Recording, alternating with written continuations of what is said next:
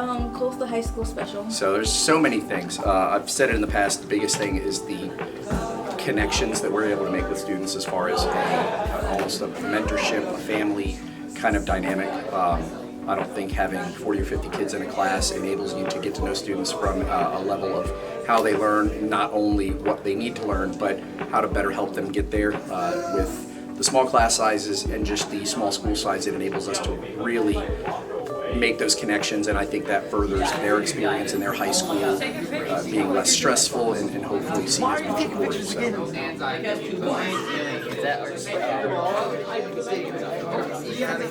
It gives them choice, it gives them an interest. Obviously, anytime you're just sitting and doing a worksheet, there's a lot of, I want to say boredom, but more so repetition there. I feel like the PBL gives them a little bit of a not only hands-on, but a non-repetitive task where there's actually a connection to why am I doing this, what's the use for it, not just because I have to turn this worksheet in to get a certain number right out of 10 questions. The choice part too is in a lot of cases they are able to choose how they represent their learning.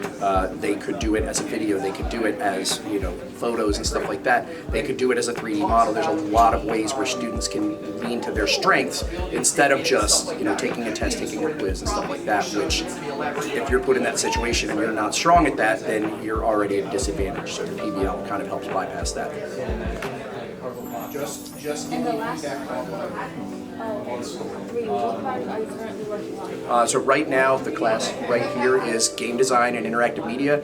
They actually have two things right now. They are designing a video game essentially from scratch. They're not coding it, but they are designing it to pitch to potential investors as far as here's the gameplay, here's the story, here's the world setup and stuff like that, to see if they can explain everything that the game would be without actually showing it.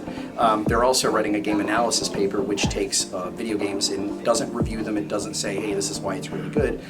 They're analyzing it from a multitude, kind of like I talked about, choice of different aspects. One of them is taking a game that they actually feel encourages kids to get outside into nature, which is kind of the opposite of what most video games want to do. So there's a lot of choice in that. So those are the two big projects, and then my prop and stats class is actually designing experiments right now, having a little mini science fair to go through types of variables and ensuring that they can design an experiment that gives you valid statistics. So. I believe what makes CHS special is that we are not like a traditional school. Traditional school, our kids come in, they sit down, they do what they need to, they pretty much spit back what they need to, but here at CHS it's more hands-on. It's smaller, so we as teachers have more impact, more hands-on, helping students learn, and if they're struggling, we're there for them. It's real life problem solving, and that's why I think CHS is remarkably special. How does PBL impact student achievement? I honestly think PBL impacts because it actually causes our students to look not just at one pinpoint area, but it expands that area to where they have to look at different avenues, and their hands are definitely doing the actual project.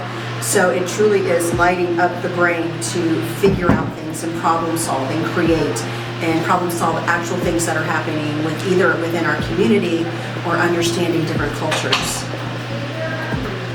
My general music class, we actually were focusing on African music and culture, and they are actually working on 4 different projects in one. So we have a group that's working on chimes, but they're actually playing an actual song that has to do with storytelling, what happened during the apartheid, so we have a little bit of history in there. There's another group that's working on creating and writing a story that's actually composed with music, which has to do with storytelling also. African music has to do a great deal with storytelling and keeping family traditions. We also have another group that's working on actually African music instruments, and they're actually creating those and telling the stories behind them and why they're used. And then others who are talking about rhythms within that and how it all just relates back to storytelling and being the griots of themselves, their families, but what African music really does. What I like most about CHS is the small environment and the teachers just really caring for you. They help me a lot with all my stuff, even my college work, and they're really supportive. Okay.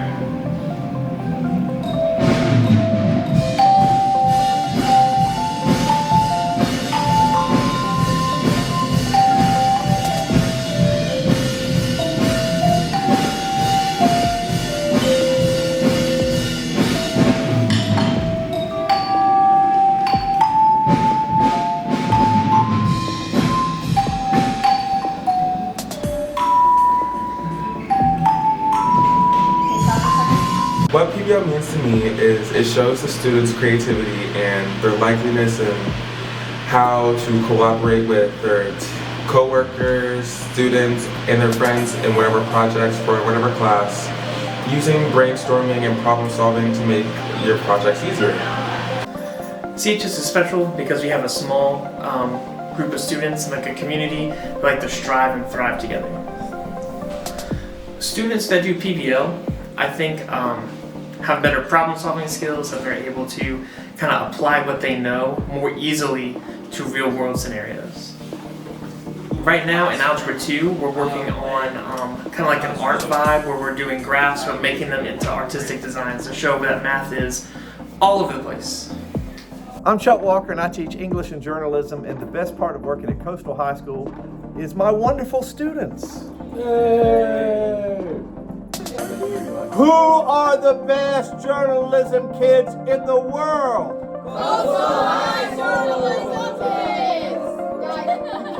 The most gratifying part about being an editor my senior year is probably helping out other students with their pages and getting a better eye for photography and design.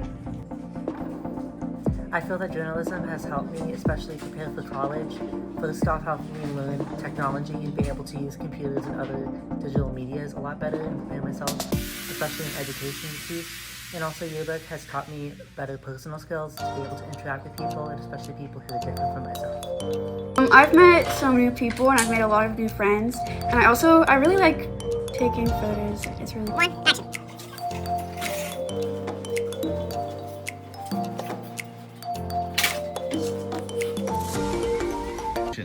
So doing podcasting has helped me do better filmmaking by helping me interact with people, getting better ideas, and just helping me do better films.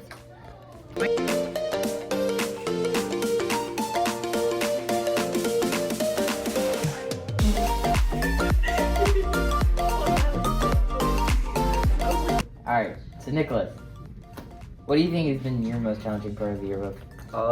The most challenging part of the yearbook for me has been trying to get pictures with like students who either don't want to be on the yearbook, don't want to get their pictures taken, or like even finding events that like have my group of students in it. Action.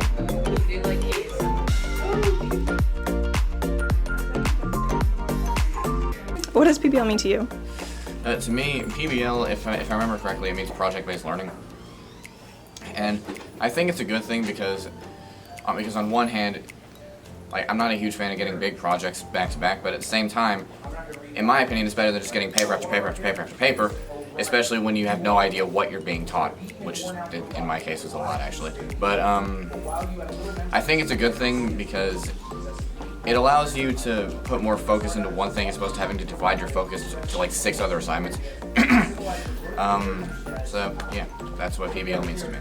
What do you like most about CHS? I like that we get to have Fridays. Means to me is it's problem-based learning, and so actually getting to like hands-on like work on solutions and stuff, it's way better than I think than just reading from textbooks and stuff. So just like actually like working, and even like over time it gives us more time to like actually perfect their details and stuff. So I think it's just PBL just means goodness to me. It's great. What do you like most about CHS?